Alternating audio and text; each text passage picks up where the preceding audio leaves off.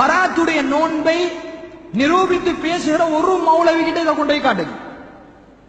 எல்லா ஹதீஸையும் அறிவிப்பாளர் வரிசையோடு தொகுத்து எப்படி எப்படி எல்லாம் இமாம்கள் இவர்களை பலகீனப்படுத்துகிறார்கள் என்பதை தொகுத்து கொண்டு வந்திருக்கிறேன். யாராவது ஒரு மௌலவியிட்ட கொண்டே கேளுங்க, மௌலவி நீங்க காட்டுகிற ஹதீஸ் எல்லாம் பலகீனம் என்று இதுல சொல்லப்பட்டிருக்குதே, இது பலகீனமான ஹதீஸான்னு கேளுங்க. என்ன சொல்லுவாரு? அது பலகீனம் தான், பலகீனமான ஹதீஸ் தான், இருந்தாலும் அமல் செய்தா என்னன்னு கேட்பார். இப்படி நிறைய பேர் கேட்டுட்டு சுத்துறாங்க. அது ஹதீஸ் பலகீனம் தான், ரசூலுல்லாஹ் சொல்லலதான், செய்த பாவமா, நோன்பு குடிச்சா பாவமா, ரொட்டி சுட்டு கொடுத்தா பாவமா, வாழைப்பழம் கொடுத்தா பாவமான்னு கேட்பாங்க. அன்பார்ந்த சகோதரிகளே, மிக பெரும் பாவம், சும்மா பாவம் அல்ல, மிக பெரும் பாவம். காரணம், ரசூலுல்லாஹ் அப்படியான ஒரு இரவை உங்களுக்கு சொல்லி தரல. பராத்துடைய இரவு ஒன்று இருக்குமாக இருந்தால் ஏன் ரசூலுல்லாஹ் சொல்லாம போனாங்க? எவ்வளவு ஆதாரமாக அந்த ஹதீஸ் பதியப்பட்டிருக்கும், நம்ம எவ்வளவு அழகாக அந்த ஹதீஸை நடைமுறைப்படுத்தியிருக்கலாம். ஏன் அதுக்கு பலகீனமான ஹதீஸை காட்டுறீங்க? ஏன் இருக்கிற ஹதீஸ் எல்லாம் பலகீனம் விட்டு கட்டப்பட்டது? ஒரு ஆதாரபூர்வமான ஹதீஸும் இல்லையே. அப்ப அன்பார்ந்த சகோதரர்களே, ஒரு ஹதீஸ் ரசூலுல்லாஹ் சொல்லல என்று பலகீனமாக போய்விட்டது என்றால், அறிவிப்பாளர் வரிசையில் முறிவு ஏற்பட்டு விட்டது, கோளாறு வந்து விட்டது என்றால், அந்த ஹதீஸை ஒருவர் அமல் செய்ய இயலாது, அதற்கு நன்மையும் இல்லை. ஏனென்றால் அது ரசூலுல்லாஹ் சொல்லவில்லை என்று நிரூபணமான ஹதீஸ். அதனாலதான் அதை பலகீனமான ஹதீஸ் என்று நாமே சொல்கிறோம். அது இட்டுக்கட்டப்பட்ட செய்தி என்று சொல்கிறோம். அப்படி இட்டுக்கட்டப்பட்ட செய்தியில் மார்க்கம் என்று ஒருவர் ஒன்றை செய்வாராக இருந்தால் அவர் பித்அத்வாதி, அவர் செய்வது பித்அத். அதனாலதான் பராத்துடைய நோன்பு பித்அத், பராத்துடைய இரவில் தொழுவது பித்அத், பராத்துடைய ரொட்டி சுட்டு கொடுப்பது பித்அத். ரொட்டி சுட்டு கொடுப்பது நன்மைதான் என்று கேட்பான், சாப்பாடு கொடுப்பது நன்மைதான், அதை மறுக்கவில்லை, யாருக்கும் உணவளிக்கலாம். ஆனால் பராத்துடைய தினத்தில் கொடுக்கீங்க பாருங்க, பராத்துடைய ரொட்டி என்று ஷாபானுடைய மாதத்தின் 15 அரிசி மாவு இடிச்சு சொல்றீங்க பாருங்க, அது பித்அத். அந்த ரொட்டி உங்களை நாளைக்கு மறுமையில நரகத்துக்கு கொண்டு போகும். நிறைய பெண்மணிகள், நிறைய சகோதரிகள் இந்த உரையை கேட்டுக் கொண்டிருக்கிறீர்கள். அல்லாஹ்வை பயந்து கொள்ளுங்கள். நீங்கள் சுடுகிற பராத்து ரொட்டிக்கு மார்க்கத்தில் எந்த ஒரு ஆதாரமும் இல்லை. நான் இப்ப சொன்ன ஹதீசுகள்ல கூட பராத்து ரொட்டி சுட்டு கொடுக்கணும் இருக்கா? எல்லாம் பலகீனம் தான், சிலது இட்டுக்கட்டப்பட்ட செய்திதான். அந்த பலகீனமான ஹதீஸ்ல கூட பராத்து ரொட்டி சுடணும் என்று எங்கேயுமே இல்லை. இது கணக்க மூளையுமாறு ரொட்டி தின்று பழகிறதுக்காக ஊற்றிப்பானது சமூகத்தில்.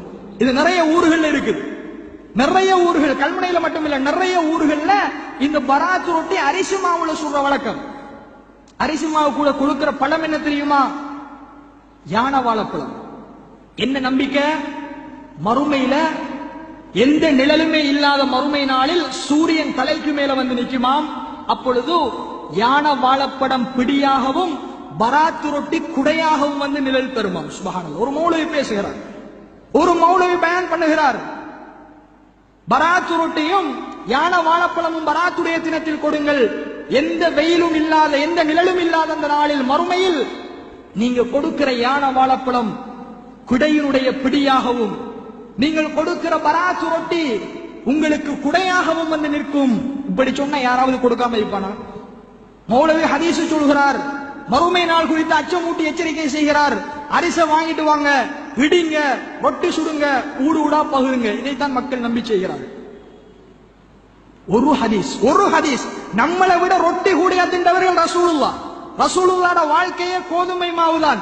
அல்லாஹ்வுடைய தூதர் அதிகம் ரொட்டி சாப்பிட்டவர்கள், சஹாபாக்கள் அதிகம் ரொட்டி சாப்பிட்டவர்கள். ஒரு ஹதீஸ், ஒரு ஹதீஸ கொண்டு வாங்க. ஒரு மௌலவி கிட்ட போய் பராத்து ரொட்டி ரசூலுல்லாஹ் சுட்டு சாப்பிட்டாங்க, சஹாபாக்கள் பராத்து ரொட்டி சுட்டார்கள், ஒரு ஹதீஸ காட்ட இயலாதான் பார்த்தவர்களே. அதற்கு எந்த ஆதாரமும் இல்லை. அடுத்து இரவுகளில் 100 ரக்காத்து தொழுகை தொழ வேண்டுமா? எத்தனை ரக்காத்? 100 ரக்காத்து தொழுகை. முதலாவது ஒவ்வொரு ரக்காத்திலும் சூரத்துல் ஃபாத்திஹாவை ஓதிவிட்டு சூரத்துல் இஹ்லாஸை 10 தடவை ஓது. பராத்துடைய இரவுல எல்லா பள்ளிவாசல்லையும் நீங்க பார்க்கலாம். சில பள்ளிவாசல்ல தொழுவாங்க, சில பள்ளிவாசல்ல அந்த நடைமுறை இல்லை. 100 ரக்காத்து தொழணும். அந்த 100 ரக்காத்து தொழுகையிலையும் ஒவ்வொரு ரக்காத்திலையும் சூரத்துல் ஃபாத்திஹாவை ஓதி போட்டு குல் ஹுவல்லாஹு அஹத 10 தடவை ஓது, சூரத்துல் இஹ்லாஸ். இதுக்கு எங்க ஆதாரம்? ரசூலுல்லாஹ் இப்படி தொழுதார்கள் என்பதற்கு எங்க ஹதீஸ்? சில இட்டுக்கட்டப்பட்ட செய்திகள் வரலாற்றுகளிலே பதிவு செய்யப்பட்டிருக்கிறது. இதற்கு கூட எந்த ஒரு ஆதாரமும் இல்லை நமது சமூகம் செய்கிறது. மஹ்ரிபை அடைந்து விட்டால் வரக்கூடிய வியாழக்கிழமை இரவைக்கு பராத்துடைய இரவு, நம்மளோட ஊர் வழக்கப்படி வரக்கூடிய வியாழக்கிழமை இரவைக்கு பராத்துடைய இரவாக அனுஷ்டிக்க இருக்கிறான். வியாழக்கிழமை இரவண்டா விடிகிற வெள்ளிக்கிழமை, அத வெள்ளிக்கிழமை நாத்தண்டு நம்ம சொல்லுவோம். வெள்ளிக்கிழமை பராத்துடைய தினம்.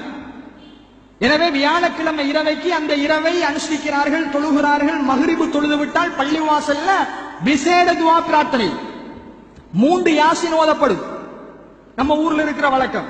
முதலாவது யாசின் உங்களுடைய ரிஸ்க் அதிகரிப்பதற்கு, இரண்டாவது யாசின் ஆயுள் நீடிப்பதற்கு, மூன்றாவது யாசின் நம்மகிட்ட இருக்கிற பலாய் முசீபத்து நீங்குவதற்கு.